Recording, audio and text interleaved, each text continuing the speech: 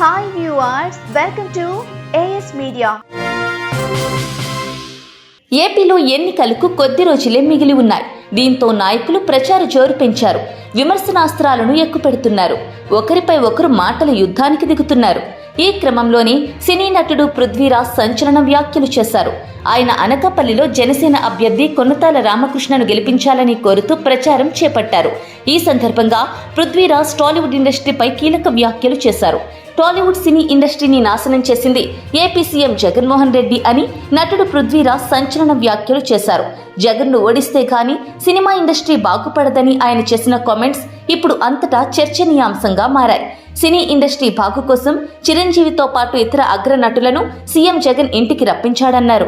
అయితే గేటు దగ్గర నుంచి ఇంటి వరకు వారిని నడిపించి అవమానించారని ఆగ్రహం వ్యక్తం చేశారు.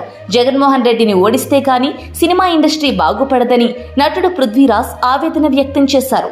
అయితే పృథ్వీరాజ్ ఎన్నికల వేళ ఆవేశంలో మాట్లాడిన మాటలు టాలీవుడ్లో కూడా చిచ్చుపెట్టేలా కనిపిస్తున్నాయి.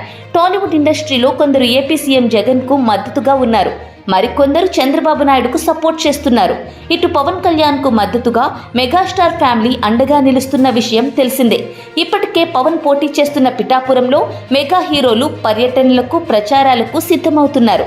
మరి ఈ క్రమంలో ఇప్పుడు పృథ్వీరాజ్ చేసిన హాట్ కామెంట్లు సినిమా ఇండస్ట్రీలో ఎలాంటి చిచ్చు పెడతాయో చూడాలి. ఇలాంటి మరిన్ని ఇంట్రెస్టింగ్ వీడియోల కోసం ప్లీజ్ సబ్స్క్రైబ్ AS Media.